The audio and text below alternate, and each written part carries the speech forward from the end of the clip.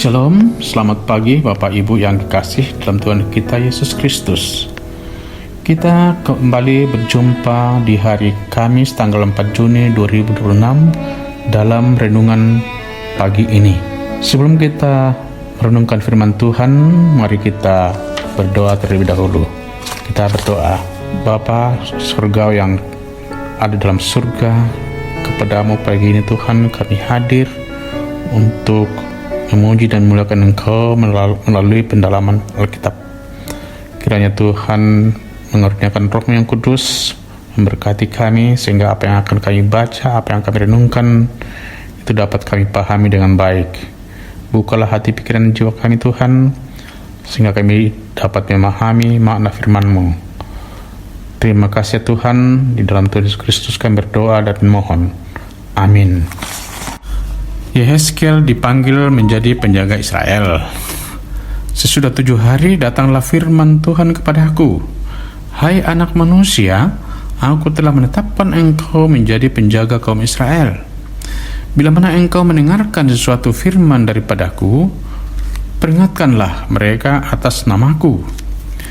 Kalau aku berfirman kepada orang jahat, engkau pasti dihukum mati. Dan engkau tidak memperingatkan dia atau tidak berkata apa-apa untuk memperingatkan orang jahat itu dari hidupnya yang jahat, supaya ia tetap hidup. Orang jahat itu akan mati dalam kesalahannya. Tetapi aku akan menuntut pertanggungjawab atas nyawanya daripadamu. Tetapi jikalau engkau memperingatkan orang jahat itu dan ia tidak berbalik dari kejahatannya dan dari hidupnya yang jahat, ia akan mati dalam kesalahannya. Tetapi engkau telah menyelamatkan nyawamu. Jikalau seorang yang benar berbalik dari kebenarannya dan ia berbuat curang, dan aku meletakkan batu sandungan di hadapannya, ia akan mati. Oleh karena engkau tidak memperingatkan dia, ia akan mati dalam dosanya, dan perbuatan-perbuatan kebenaran yang dikerjakannya tidak akan diingat-ingat, tetapi aku akan menuntut pertanggungan jawab atas nyawanya daripadamu. Tetapi jikalau engkau memperingatkan orang-orang benar itu supaya ia jangan berbuat dosa, dan memang tidak berbuat dosa, ia akan tetap hidup, sebab ia mau menerima peringatan, dan engkau telah menyelamatkan nyawamu." Demikian firman Tuhan pagi ini. Terpujilah Tuhan. Amin. Renungan kita pada pagi ini dengan tema Tuhan menuntut suara penjaga.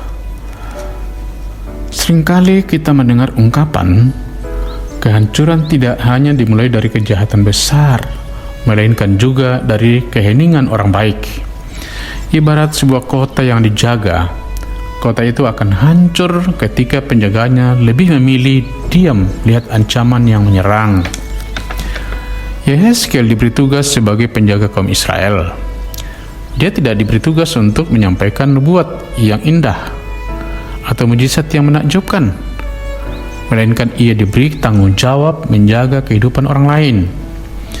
Firman Tuhan kepada Yehezkiel jelas dan tegas. Apabila ia membiarkan orang berbuat dosa dan Yehezkiel tidak menegurnya, maka selain orang itu akan mati dalam dosanya, Yehezkiel pun akan dituntut sebagai kebinasaan orang tersebut. Sebaliknya, apabila Yehezkiel menegur orang yang berbuat dosa, namun orang itu tidak berbalik dari dosanya, maka ia mati dalam dosanya. Namun Yehezkiel telah menyelamatkan nyawanya sendiri. Pertanyaan pentingnya bagi kita adalah, apakah kita menyadari tanggung jawab sebagai penjaga untuk menyampaikan kebenaran? Bahaya terbesar bukan datangnya dari orang jahat, melainkan ketika orang benar memilih berdiam diri. Dosa dan kejahatan terjadi ketika orang benar menolak untuk menegur dosa. Pertanggungjawaban kita bukan hanya ketika Tuhan menuntut dosa yang kita lakukan, melainkan juga ketika kebenaran yang kita ketahui tidak pernah kita katakan. Kita ditempatkan di dunia ini bukan sekedar sebagai orang percaya, melainkan penjaga untuk menyampaikan kebenaran. Kita percaya kepada Kristus Sang Kebenaran dan penjaga yang sejati bagi umatnya, agar umatnya tidak binasa.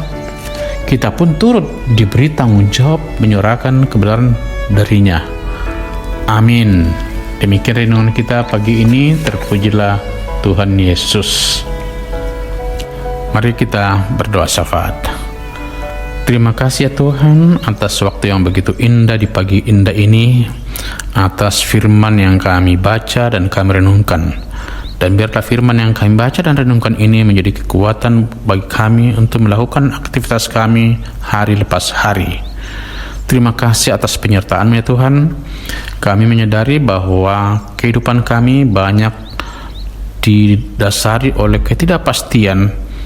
Namun kami percaya bahwa Tuhan tetap menyertai melindungi kami dan memberi kami kekuatan untuk menghadapi berbagai macam tantangan, rintangan, dan cobaan.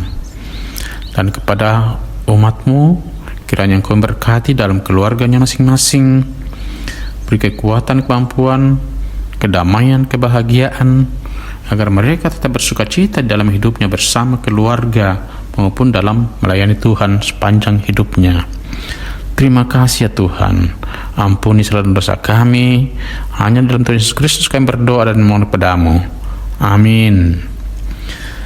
Demikianlah renungan kita pada pagi ini. Semoga apa yang kita baca, apa yang kita renungkan, itu menjadi kekuatan kita di dalam menjalani kehidupan kita hari lepas hari. Tuhan memberkati kita semua. Amin.